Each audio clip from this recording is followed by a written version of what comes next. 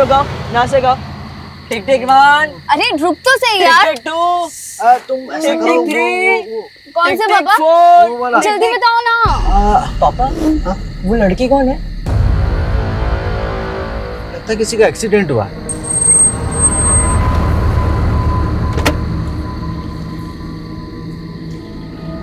क्या हुआ बेटी? तुम चिंता मत करो, मैं डॉक्टर हूं, मैं देखता हूँ। लेकिन इन्हें हुआ क्या है?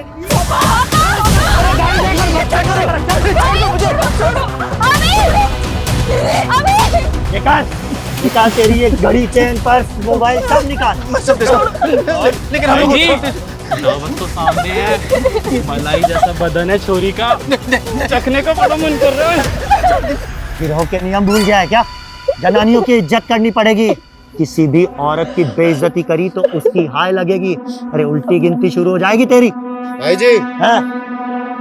लड़की नहीं तो लड़के को तो छू सकते हैं ना? ले जा।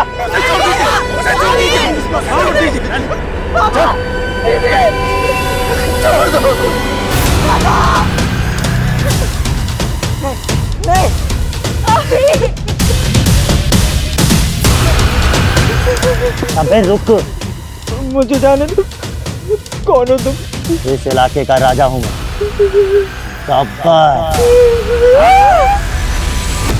नमस्कार, मैं रेणुका शहाणे क्राइम पेट्रोल सतर्क में आपका स्वागत करती हूँ। आग के लिए जैसे पानी का डर बना रहना जरूरी है, ठीक उसी तरह एक अपराधी के भीतर कानून का, पुलिस प्रशासन का खौफ बना रहना अनिवार्य है। लेकिन गब्बर और उसका गिरोह जिस तरह खुलेआम एक के बाद एक जुर्म को अंजाम दे रहा था, उससे पूरे शहर में एक दहशत का माहौल बन गया था। ये केस अपने आप में एक अनोखा केस था। गब्बर ये महज एक नाम नहीं रह गया था, बल्कि पूरे राज्य के लिए खौफ का, आतंक का प्रतीक बन गया था। इस केस में आपको कई ऐसी वारदातें देखने मिलेंगी जो जितनी भयानक है उतनी ही विचित्र और अकल्पनीय भी। इस वारदात के बाद पुलिस पर मीडिया और जनता का दबाव बढ़ा। पुलिस ने गब्बर को पकड़ने के लिए एक SIT यानी स्पेशल इन्वेस्टिगेशन टीम का गठन किया। लेकिन 20 सालों से पूरे राज्य को त्राहिमाम करने वाले गब्बर सिंह को पकड़ने का ये मिशन कई चुनौतियों से भरा था।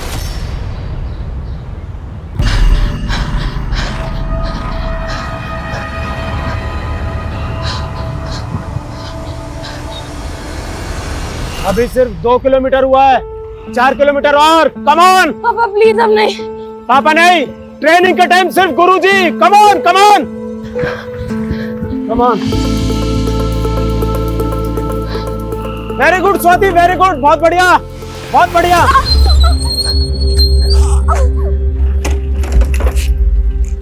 क्या हुआ? गुरुजी, मेरे पैर की नस खिंच गई है शायद। रुक रुक रुक रुक, यहाँ ये रुक, पैर सीधा रख। हाँ आराम से, हाँ चल आजा। हाँ आराम से आराम से, ठीक है। ये ले बेटा, मट्ठा पी ले। ये ले बेटा। हेलो, हाँ भैया। हाँ नहीं, मैं बस आ रही हूँ। गुरुजी मेरा रिक्शा आ गया, मैं चलती हूँ। ध्यान से, पैर पे ज्यादा वजन मत डालना। अभी तेल की मालिश की है, पट्टी की है। कल अखाड़े आएगी ना तो एक बार तेल की मालिश और कर दूंगा, दर्द चुटकियों में चला जाएगा। ठीक है, चल मैं छोड़ देता हूँ। रिद्धि, स्वाति दीदी को नीचे तक छोड़ो। हाँ रिद्धि बेटा, छोड़ दो। और हाँ, वो ऑटो तक छोड़ना। हाँ, आज इतनी तेज भागी गई।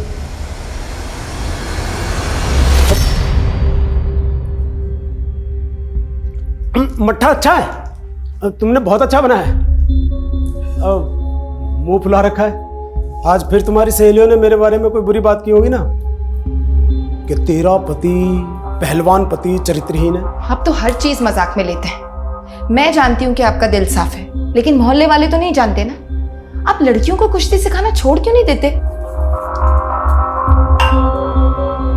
साक्षी, एक बात याद रखना, सबसे बड़ा रोग क्या कहेंगे लोग। मुझ पे भरोसा है ना, तो बस दिमाग शांत रखो और जल्दी से नाश्ता बनाओ भाई, भूख लगी है। मैं नहा कर आता हूँ, ठीक है।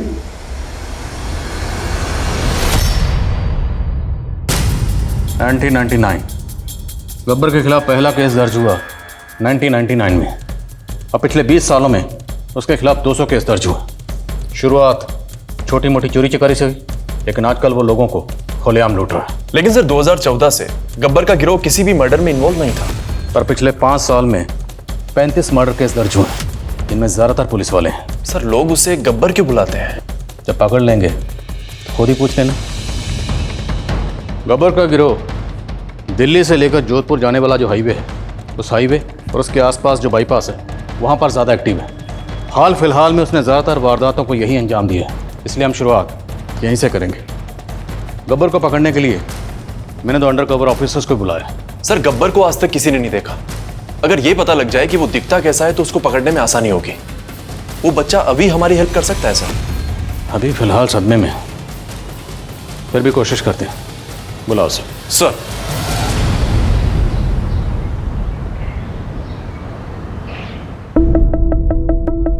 बहुत बढ़िया, बहुत बढ़िया। थकना मना है, चलो। बहुत बढ़िया, चल। जसवंत चेयर लेकर आ। बस बस बस, झुक मत, दर्द होगा। चेयर आ गई।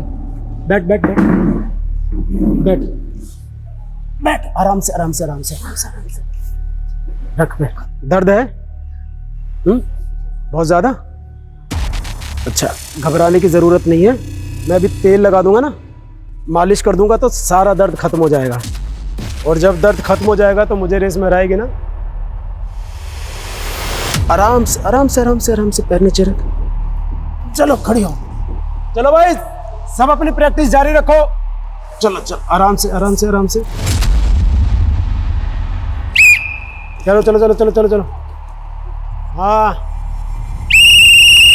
नाश्ता आ गया भाई। चलो बैठो बैठो बैठो, नाश्ता करो।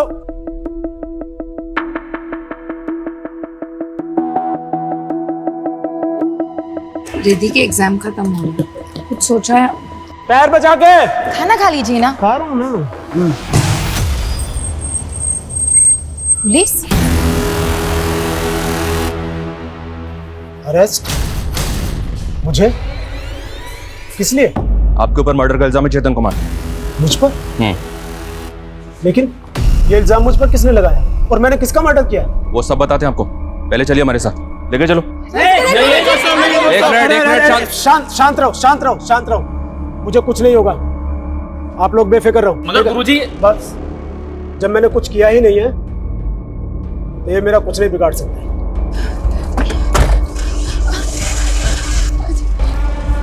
ऐसे कैसे ले जा सकते हैं आप? ऐसे नहीं ले जा सकते आप इन्हें। देखिए, आपके कहने पर मैं आ तो गया हूँ, लेकिन आप ज्यादा दिनों तक मुझे यहाँ रख नहीं पाएंगे, क्योंकि ये खबर अब तक पूरे इलाके में आपकी तरफ फैल चुकी होगी। और जिन लड़के लड़कियों को मैं ट्रेनिंग देता हूँ ना, वो मुझे अपना गुरु मानते हैं और वो अपने गुरु का अपमान बर्दाश्त नहीं करेंगे। पुलिस को धमकी दे रहे हो? नहीं, सलाह। अरे वाह, तुमने तो इतनी जल्दी पेशा बदल दिया, कुश्ती छोड़ के ज्योतिष बन गए। जब मैं कुश्ती लड़ता था ना, तो सामने वाले पहलवान को देखकर भांप लिया करता था कि कितनी देर टिके। मेरे आगे लोग ज्यादा देर तक टिक नहीं पाते हैं। पर ये तुम्हारा अखाड़ा नहीं है। और एक बात, केस सबूतों पर टिकता है और हमारे पास तुम्हारे खिलाफ ठोस सबूत है। अब भी वक्त है, जो भी सच है बता दो, वरना बहुत लंबा जाओगे चेतन कुमार। जरा सोचिए अंकल,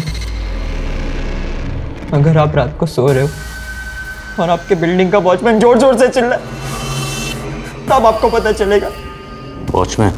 हाँ, वो बहुत बुरा है अंकल। रात को जोर जोर से चिल्लाता है, सोने नहीं देता रात को। अभी बेटे वॉचमैन? लेकिन बेटे ये तो तुमसे गब्बर के बारे में पूछ रहे।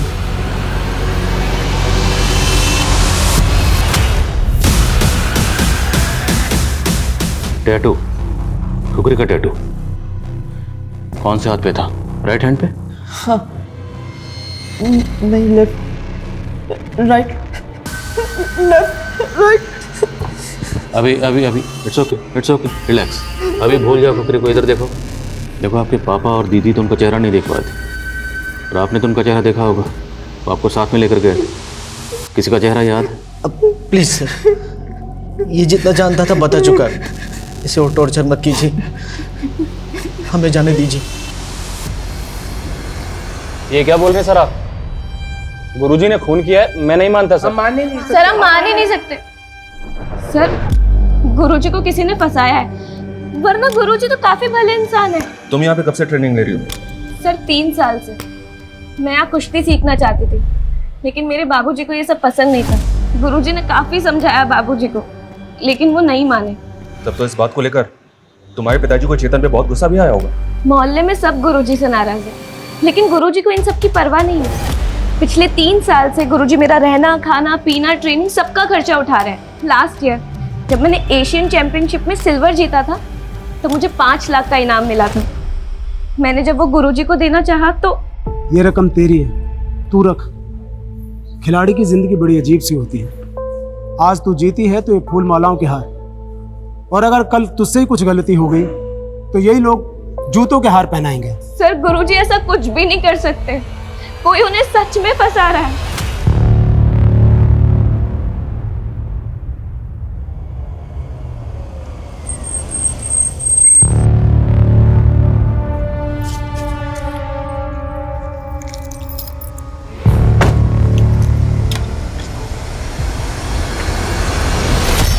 धीरज, happy second anniversary my love. तुम कब आए? तुम तो कह रहे थे कि तुम कल आने वाले हो। कल वो एक्चुअली मैंने तुमसे झूठ बोला था ताकि मैं तुम्हें सरप्राइज दे सकूं। और क्या है मेरा सरप्राइज? तुम्हारा सरप्राइज गिफ्ट फिलहाल ऊपर है, तुम जरा चलकर देखो, मैं ये देख लेता हूँ। कौन है? हाँ जी जी, वो मैडम अपना फ़ोन कार में भूल गई थी। थैंक यू सो मच भाई, बड़े ईमानदार हो यार तुम तो। एक काम करो, ये कुछ पैसे रख लो। नहीं नहीं सर, इसकी कोई ज़रूरत नहीं। अरे रख लो। नहीं मैडम, आपका फ़ोन दे दिया मैंने। Thank you so much. ये रखो तुम्हारा फ़ोन।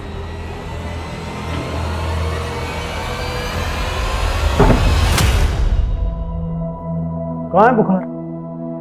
ये सब कसरत से बचने के बहाने हैं। चल चल फटाफट उठ, सूरज निकलने से पहले रनिंग के लिए निकलना है।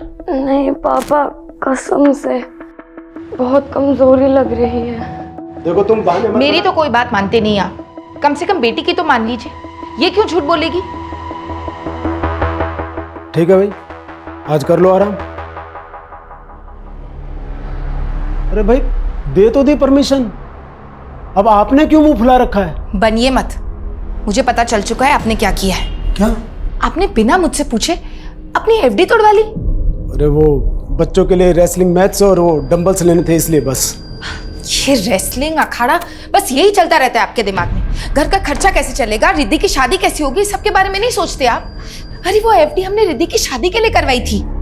हाँ, जब अपनी रिद्धि नेशनल जीतेगी ना तब तुम्हारी सारी शिकायतें दूर हो जाएंगी, देखना। 1000 नाकामयाब खिलाड़ी होते हैं, उसके बाद एक कामयाब होता है। क्या सपने देख रहे हैं आप? सपने देखने वाले ही सपना पूरा करते हैं साक्षी। और मेरा भी सपना है कि मेरे खिलाड़ी ओलंपिक में गोल्ड मेडल जीते, जो मैं कभी नहीं जीत पाया। लेकिन देखना, एक दिन मेरा यह सपना जरूर पूरा होगा।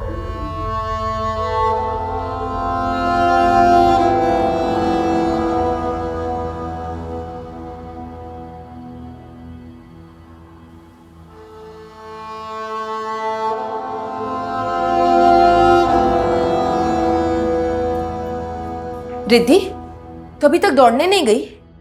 वो माँ, पापा नहीं थे तो मैंने सोचा। यही सीखा है तूने अपने पिता से? अच्छी खिलाड़ी बनना है ना तुझे? हाँ माँ, बनना है। मैं चाहती हूँ जब वो वापस आए तो उन्हें ऐसा लगे कि उनकी गैर हाजिरी में तू एक पल के लिए भी उनके सपने को नहीं भूली है। समझ रही है ना तू? तो चल तैयार हो जा, जूते पहन, दौड़ लगाने जा। चल, शाबाश।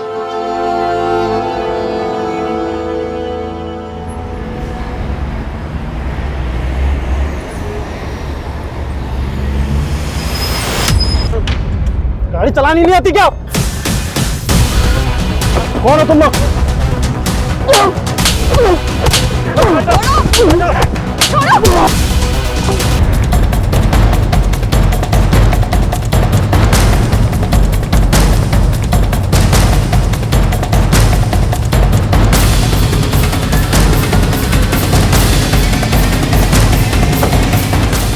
जैन सर।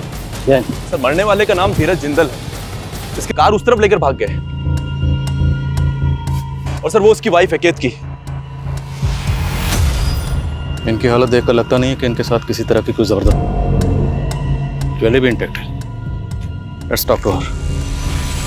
सर हमें किसी का भी चेहरा नहीं देखा क्योंकि उन सब ने अपने मुंह पे कपड़ा बांधा हुआ था। अच्छा लुटेरे जिस गाड़ी में आए थे उस गाड़ी का रंग या नंबर कुछ भी नोट कर पाई आप? नहीं सर, सब कुछ इतनी जल्दबाजी में हुआ कि मुझे कुछ समझ ही नहीं आया और उन लोगों ने मेरे पति को सर एक आई विटनेस मिला है, सागर नाम है उसका। कॉल है सर। सर सब कुछ इतना फटाफट हुआ कि कुछ पता ही नहीं चला, लेकिन सर सिल्वर कलर की गाड़ी थी वो।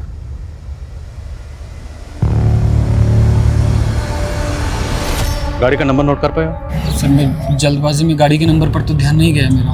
कितने लोग थे? सर लगभग 3-4 लोग थे। किसी का चेहरा देख पाया? सॉरी सर, सबने अपने चेहरे ढके हुए थे। अपना फ़ोन नंबर और एड्रेस इन्हें दीजिए, अगर ज़रूरत पड़ी तो आपको कॉल करेंगे। सर ये काम गब्बर गिरोह का लगता है क्योंकि इसी रास्ते पर उसने पिछले 2 हफ्तों में कई लोगों को लूटा है। लेकिन सवाल ये है, अगर ये काम गब्बर गैंग का है तो उन्होंने सिर्फ कार को क्यों लूटा? ज्वेलरी को हाथ तक नहीं लगा और गब्बर ने आज तक किसी सिविलियन को नहीं मारा। यहाँ एक सिविलियन की मौत हुई है। एग्जैक्टली सर, जिन 35 लोगों को उसने मारा है उसमें से 15 तो पुलिस वाले थे और बाकी 20 लोग गैंग वॉर में मारे गए थे। लेकिन सर अगर ये गब्बर गैंग का काम नहीं है तो फिर क्या कोई नया गिरोह है? फिलहाल ये कहना मुश्किल है कि कोई नया गिरोह है या गब्बर का ही गैंग है, लेकिन इतना ज़रूर है जिस तरीके से वारदात को अंजाम दिया गया है तरीका गब्बर का नहीं।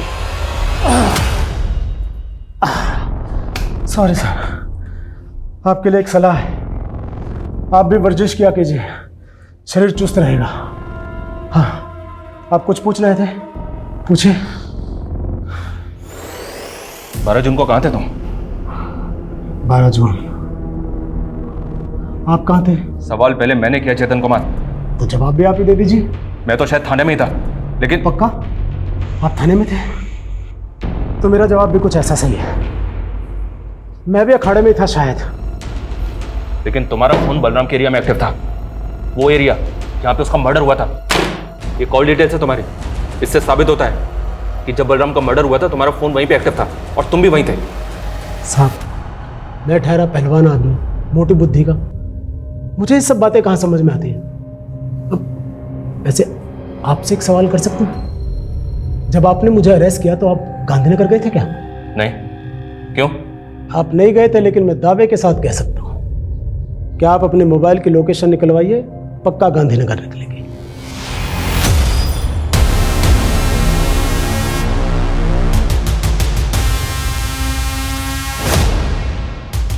Meet SI Ajit Kumar, SI Gayatri Saini.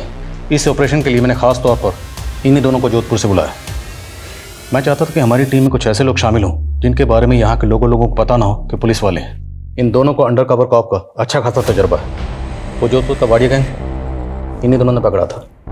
तुम दोनों ने केस को अच्छी तरह से पढ़ लिया? Yes sir. Yes sir. Ajit sir पहले आप। सर मत बोल, इस वक्त हम पति पत्नी की एक्टिंग कर रहे हैं, भूल गई क्या? भूल गई सर, सॉरी। अजीत सर कहने की आदत है ना।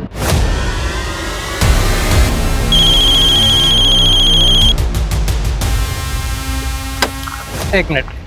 हेलो, चलो मैं करता हूँ बाद में बात। राम राम सा, गाड़ी खराब हो गई क्या? हाँ अबे बंदूक दिखाता है, हमें बंदूक दिखाता है। अजीत सर, अबे छोड़ मारने दो। सर चेतन की बात सही नहीं थी। जिस दिन हमने चेतन को अरेस्ट किया था हमारे फोन की लोकेशन भी गांधीनगर थी। लेकिन वर्मा ऐसा कैसे हो सकता है? सर मैंने मालूम किया, चेतन की एकेडमी 2 मोबाइल टावर्स के बीच में है। अगर पहले टावर के सिग्नल्स पकड़ता है फोन तो लोकेशन प्रहलादपुर बताता है, और अगर दूसरे टावर के सिग्नल पकड़ता है तो फोन की लोकेशन गांधीनगर बताता है। इसमें दोनों बातें हो सकती हैं। चेतन को ये बात पता थी, शायद इसीलिए उसने इस बात का फायदा उठाया, या फिर उस दिन चेतन बलराम के घर गया ही नहीं था। सर मैंने मोहल्ले के कई लोगों से कंफर्म किया। उनका कहना है कि जिस रात बलराम का मर्डर हुआ उन्होंने उस दिन बलराम को चेतन की एकेडमी जाते हुए देखा था। तो गब्बर के आदमियों ने तुम दोनों को घेर लिया और तुम्हारी गाड़ी छीनकर भाग गए। तुम्हें कुछ अंदाजा है ये हमारे डिपार्टमेंट के लिए कितनी एम्बैरेसिंग सिचुएशन है? हुआ कैसे ये? मुझे इस इंसिडेंट की एक एक डिटेल चाहिए।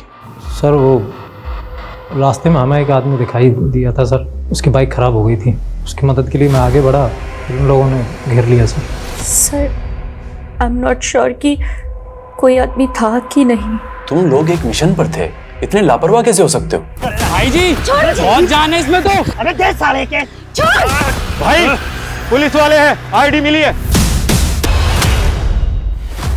फिर क्या हुआ? पहले उन्होंने हमारे गन लिए और फिर जाने दे जिंदा। वैसे भी इतनी बेइज्जती के बाद में जब ये एसपी को जाकर के बताएंगे ना कि कैसे गब्बर ने स्पेशल एजेंटों की टीम की बैंड बजाई है, तो नाम तो अपना ही होगा। फिर वो गाड़ी रेवाड़ी की तरफ लेकर निकल गए सर। लेकिन रेवाड़ी की तरफ जाने वाले जितने भी रास्तों पर टोल नाके हैं, किसी भी टोल नाके के सीसीटीवी में वो गाड़ी गुजरते हुए नजर नहीं आई। उसके बाद वो गुंडे जोधपुर के रास्ते निकल गए। जयपुर से जोधपुर के रास्ते में जैसी कार से तुम ट्रैवल कर रहे थे वैसी कोई कार नहीं थी। तुम्हारे हाथ बंधे हुए थे, खुले कैसे? वो अजीत सर ने मेरे हाथ खोले थे। तुम लोगों ने किसी से लिफ्ट ली और उसके बाद यहाँ आ गए और अब यहाँ आके पूरा किस्सा बयान कर रहे हो। वहाँ किसी से फ़ोन मांगकर बैकअप के लिए कॉल तो कर सकते थे, इतनी भी कॉमन सेंस नहीं है। उस वक्त हम ह्यूमिलेटेड फील कर रहे थे सर। थोड़ा अजीब है, गायत्री और अजीत एक साथ एक ही जगह पे मौजूद थे जब गब्बर के आदमियों ने इन दोनों से गाड़ी छीनी। इस छीना झपटी में सिर्फ गायत्री को चोट आई और अजीत को खरोंच तक नहीं लगी। सर अजीत और गायत्री के स्टेटमेंट्स एक दूसरे से बिल्कुल अलग हैं। दोनों के बयान देख के ये लग ही नहीं रहा कि दोनों एक केस की बात कर रहे हैं। That's the whole point. एक ही वारदात के दो अलग अलग वर्जन कैसे हो सकते हैं? जाहिर है दोनों में से कोई एक तो झूठ बोल रहा है। सर आई थिंक हमें उन दोनों को टाइम देना चाहिए। कुछ टाइम बाद में फिर से उनका बयान लेंगे, देखते हैं किसकी कहानी कितनी बदलती है। इस केस में टाइम ही तो नहीं। सर हाँ सर, धीरज और केतकी के बारे में एक बात पता चली है।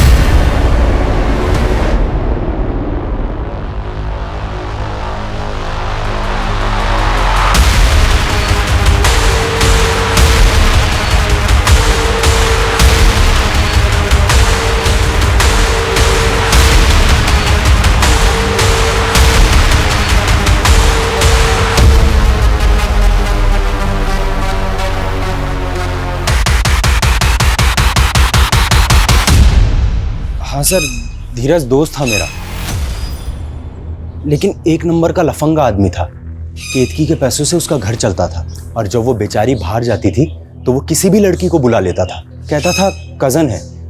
और ऑफिस में भी सर उसकी लड़कियां बहुत कंप्लेंट करती थी। नहीं सर, धीरज कभी कभी दूसरी औरतों की तरफ देख जरूर लेता था, बट आई डाउट कि वो ऐसा कुछ कर सकता है, बिकॉज वो एक नंबर का डरपोक आदमी था सर।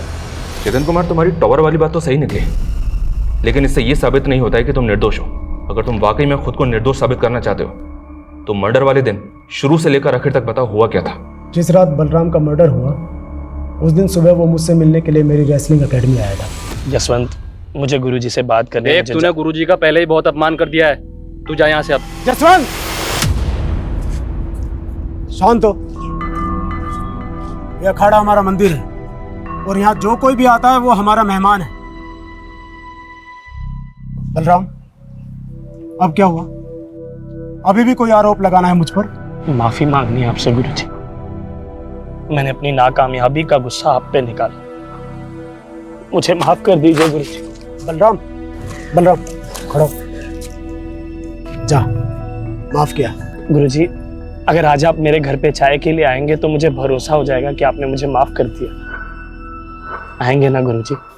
बहुत अच्छा लगा आप मेरे कहने पर हमारे घर आए। ये लीजिए चाय। अरे भैया, आप चाय के साथ कचौरी नहीं लाए?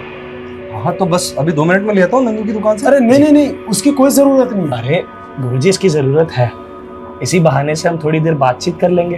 घनश्याम भैया आप जाइए, मैं बस अभी। आप मना मत कीजिए गुरुजी, और आइए अंदर बैठ के आराम से बात करें। आइए। फिर मैंने चाय नाश्ता किया और वहां से चला गया। यानी जब तुम बलराम के घर से निकले तब बलराम जिंदा था और उसका बड़ा भाई घनश्याम वही था? जी। ये बात आपने हमें पहले क्यों नहीं बताई? क्योंकि आपने पूछी नहीं।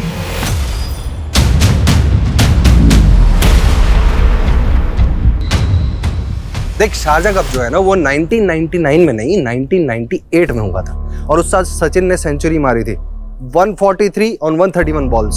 समझा? कुछ भी बात करता है यार, तेरे को कुछ, अरे यार पूरी नॉलेज रखा कर, फिर उसके बाद में बात क्या। थोड़ी देर में बात करता हूँ। जी सर। अच्छा एक बात बता, बलराम के मर्डर वाले दिन जब चेतन तेरे घर से गया था तब तेरा भाई बलराम जिंदा था? हाँ सर, जिंदा था। तो ये बात तूने मैं पहले क्यों नहीं बताई? जब इस सिलसिले में हमने तुझसे बातचीत की थी, ये तो पता ही होगा ना कि हम इतने दिनों से बलराम के गुरु चेतन को इंटरोगेट कर रहे हैं। सर मुझे इस बारे में बिल्कुल कुछ भी नहीं पता है सर। तो जो भी पता है वो बता, और पूरा बता। सर मेरा भाई अब इस दुनिया में नहीं है, और मुझे उसके बारे में बिल्कुल गलत नहीं बोलना चाहिए, लेकिन हकीकत यह है सर कि भले ही वो पहलवान था, लेकिन अंदर से वो बिल्कुल खोखला था। हमेशा अपनी गलतियों का दोष दूसरों के सर पर मरता था सर। खेल सिखाने का नाटक बंद कर। क्या है ये? क्या है ये? क्या है ये? क्या बदतमीजी है बलराम? सब लोग सुनो, इधर आओ। अपने गुरुजी की असलियत, कैसे ये खिलाड़ियों के साथ खेल के नाम पे खिलवाड़ करते हैं। इन्होंने मुझसे कहा था कि ये मेरा स्टेट चैंपियनशिप में सिलेक्शन करवाएंगे अगर मैं इन्हें 2 लाख रुपए दूं तो, और मैं इन्हें पैसे नहीं दे पाया तो देखो मेरी जगह इन्होंने गुरिंदर का नाम आगे कर दिया। बस बंद कर। मैं सिर्फ कुश्ती सिखाता हूं, सिलेक्शन में मेरा कोई दखल नहीं, समझा?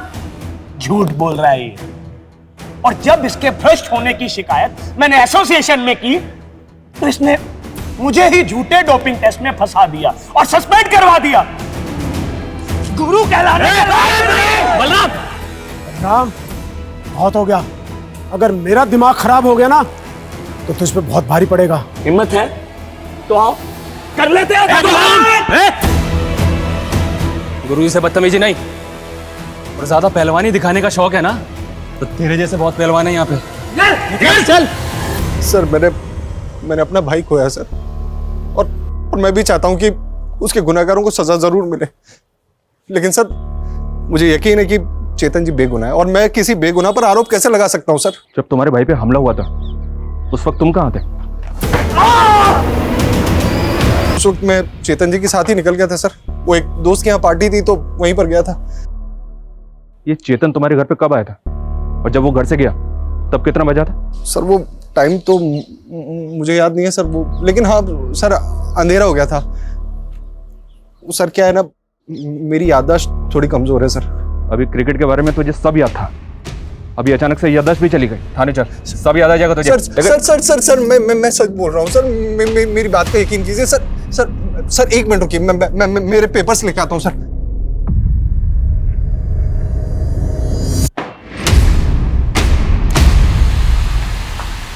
ये देखिए सर, ये न्यूरोसर्जन ने दवाइयाँ लिखी सर मेरे लिए।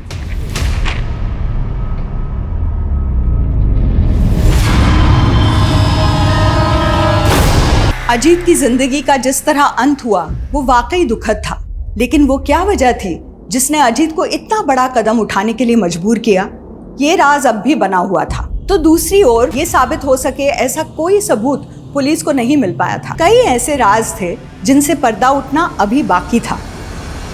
मेरी वजह से अजीत सर ने खुदकुशी की। उस दिन क्या हुआ था गायत्री, बोलो।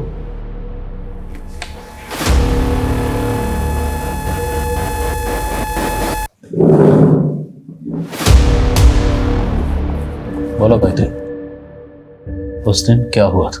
उस दिन मेरा रेप हुआ था सर।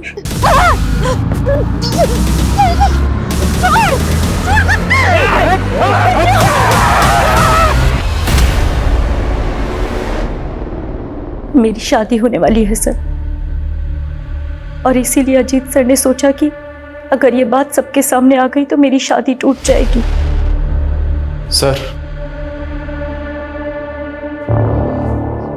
सर मैंने धीरज की वाइफ केतकी की डिटेल्स निकाली, वो जो ड्राइवर आई विटनेस बन के हमारे सामने आया था। सागर? जी सर, सागर।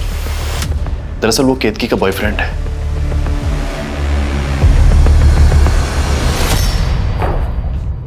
चेतन कुमार, तुम्हारी बेल मंजूर हो गई है, तुम जा सकते हो। चलता हूं। जय बजरंगबली के।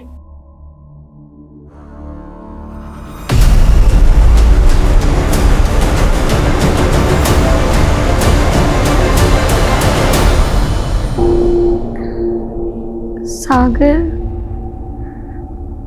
कौन सागर सर? वही सागर जिसके इश्क में डुबकियां लगा रही थी, तुम्हारा बॉयफ्रेंड।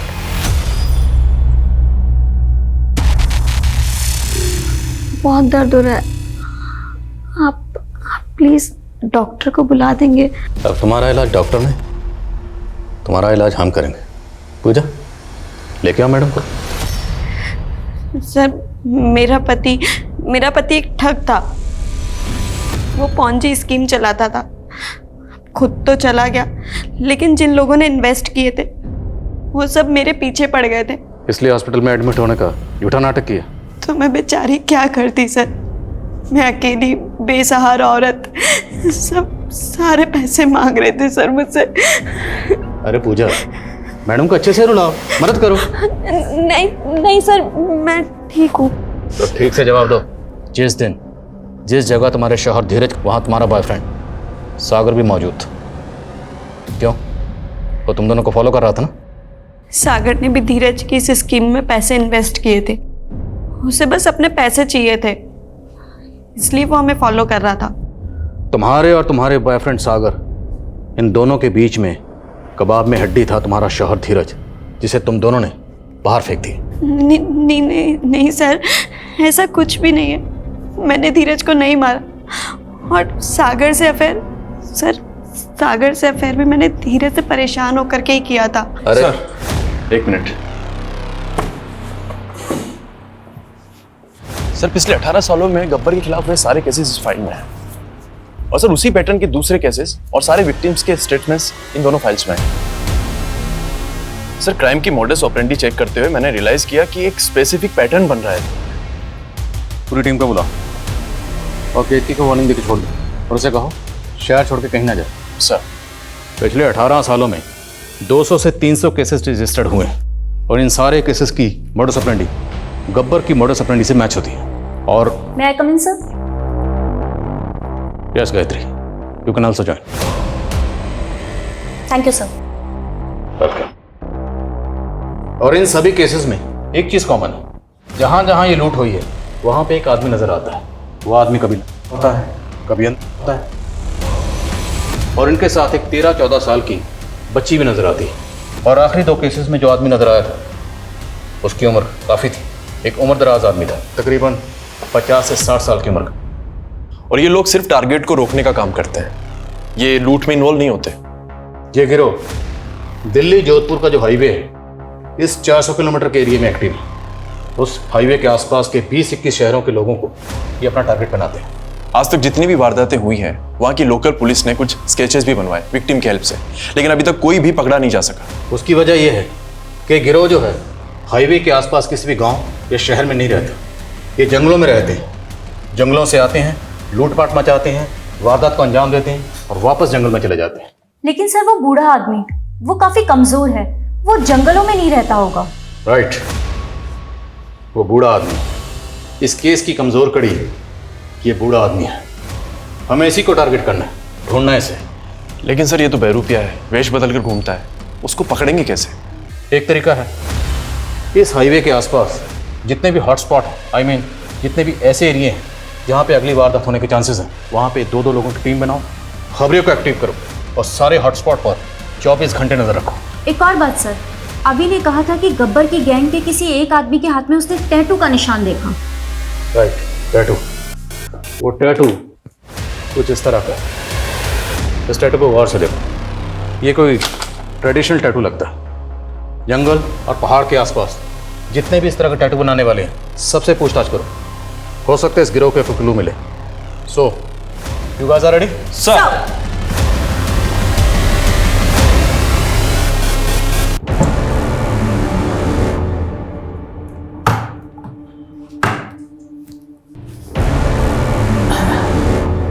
जा रहे हैं?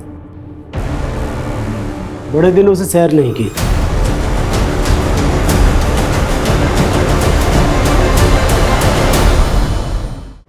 पुलिस टीम हाईवे से जुड़े उन सभी इलाकों में अपनी नजर बनाए हुए थी जहां लूट को अंजाम दिया गया था और आखिरकार 15 दिनों के बाद उनको एक सफलता हाथ लगी।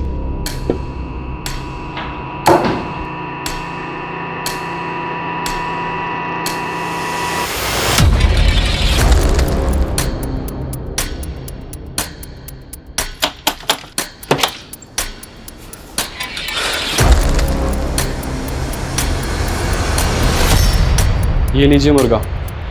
पिछली बार कच्चा रह गया था, इस बार ठीक से पकाइएगा। जाइए।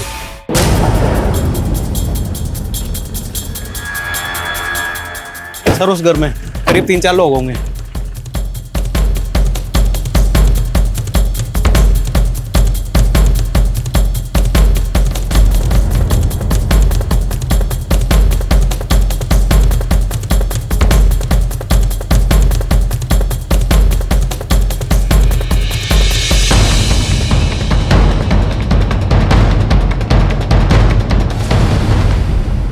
हाँ तैयार हो गया है।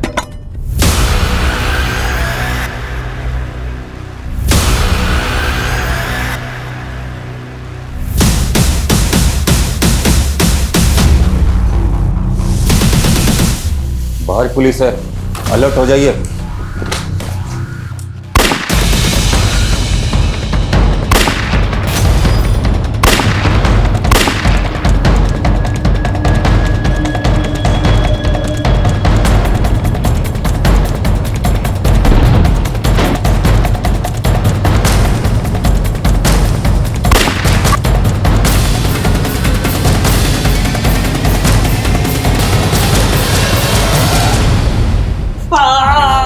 फिक्र मत कर, इतनी आसानी से तुझे मारने नहीं देंगे।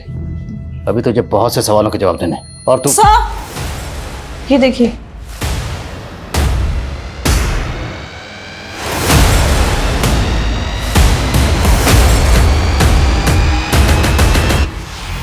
मरने वाले के हाथ में वैसा ही टैटू था जैसे गब्बर के हाथ में था।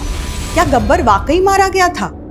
20 सालों से फैली दहशत का आखिरकार क्या अंत हो चुका था, या ये महज एक छलावा था? क्या गब्बर इस बार फिर पुलिस को चकमा देने में कामयाब हो गया था? दूसरी ओर पुलिस के हाथ कोई नया सुराग नहीं लगा था। बलराम की हत्या का पहला संदिग्ध चेतन कुमार अब शक के दायरे से बाहर था और अपनी पुरानी जिंदगी में लौट चुका था। लेकिन एक ऐसी घटना घटी जिसने इस केस की दिशा ही बदल दी। सर, हमने बलराम के भाई को बोला था कि हर हफ्ते थाने में आकर हाजिरी लगाए, लेकिन पिछले 2 हफ्ते से वो आया ही नहीं।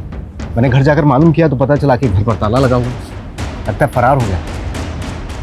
वर्मा, इस केस को हमें अलग अलग एंगल से देखना होगा।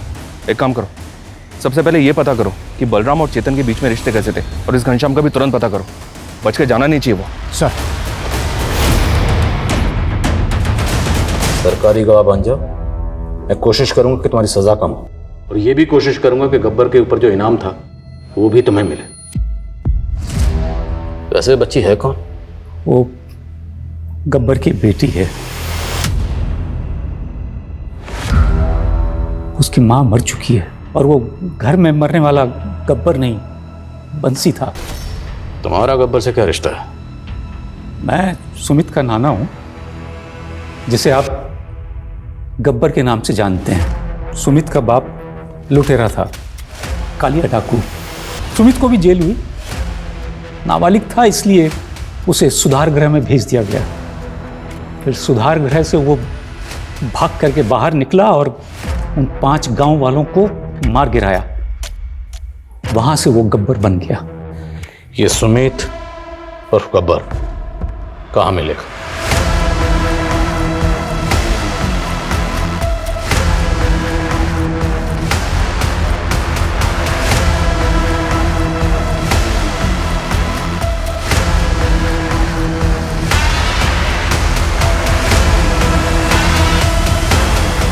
वो ऐसा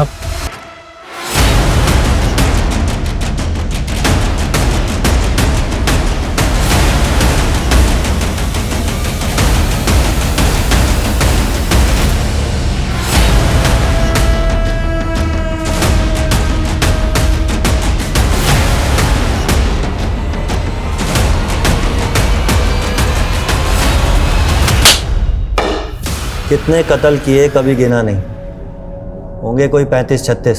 तुमने जितनी भी लूटपाट की, लेकिन आज तक किसी सिविलियन को नहीं मारा, तो फिर धीरज को क्यों मारा? एक आदमी की सुपारी उठाई थी, फिर मेरे लड़कों को मजा आने लगा। बस जोश में बेचारा धीरज मारा गया। तो धीरज की सुपारी मिली थी? नहीं। तो किसकी सुपारी मिली थी? जयपुर के एक बंदे को मारने की सुपारी ली थी गब्बर ने। 11 जून को उसको मारा था। कौन था वो आदमी? किसकी सुपारी ली थी? वो मुझे नहीं मालूम, फोन तो गब्बर को आया था। सर गब्बर के फोन में एक नंबर मिला है, पहलवान नाम से सेव्ड है। 9 जून को कॉल किया गया था इस पे। किसकी सुपारी दी गई? कुछ पता चला? कोई तस्वीर वगैरह भेजी होगी? सर फोटो तो नहीं मिली, हो सकता है गब्बर ने डिलीट कर दी हो। पता करो ये पहलवान है कौन। सर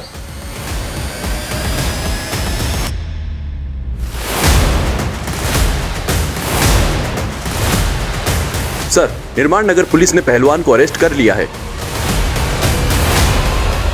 चेतन पहलवान ने जिंदगी में सिर्फ एक ही चीज कमाई, इज्जत। और वो मेरी इज्जत की धज्जियां जगह जगह पर उड़ा रहा था, अपनी औकात भूल गया था साला। इसलिए तूने गब्बर को सुपारी दी थी। गब्बर होगा आपके लिए, मेरे लिए मेरे बचपन का दोस्त है सुमित। आज तो मुझे हरा के रहूंगा सुमित। मजाक अच्छा कर लेता है चेतन, अब देख।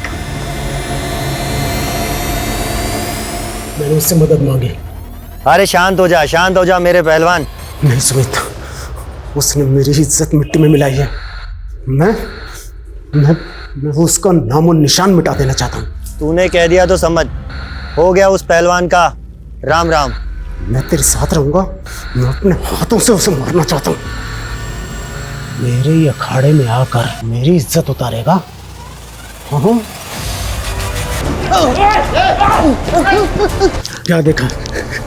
कुछ नहीं। जैसा हम बोलेंगे वैसा करेगा ना तो जिंदा रहेगा, वरना तेरी भी हालत तेरे। बलराम के भाई घनश्याम ने बताया कि जब तुम वहां से गए उस वक्त बलराम जिंदा था। क्योंकि मैंने घनश्याम को मुंह बंद रखने के पैसे दिए थे। तो खुद को खिलाड़ी कहता है हा? एक खिलाड़ी अपना दिमाग, अपना जोश, अपनी ताकत खेल में लगाता है, ना कि दूसरों की जिंदगी से खेलता है। लेकिन उस ने मेरी इज्जत गब्बर उर्फ सुमित इस वक्त न्यायिक हिरासत में है। पुलिस जल्द उसके खिलाफ चार्जशीट फाइल करेगी। पहलवान चेतन कुमार के मुकदमे का ट्रायल भी जल्द शुरू होने वाला है। बलराम के भाई घनश्याम पर भी झूठी गवाही देने के जुर्म में जुर्माना लगाया गया। इंसान की परवरिश, उसका माहौल, उसकी शख्सियत को बनाने में अहम भूमिका निभाते हैं। गब्बर उर्फ सुमित की बदनसीबी यही थी कि वो एक गुनहगार के घर पैदा हुआ। अपराध का माहौल उसे विरासत में मिला था। अब मैं रेणुका शाहने आपसे विदा लेती हूँ। हम फिर मिलेंगे ऐसी एक कहानी के साथ जो रखेगी आपको सतर्क और जिंदगी को सुरक्षित। तब तक अपना और अपने परिवार का ख्याल रखिए और देखते रहिए क्राइम पेट्रोल सतर्क। जय हिंद।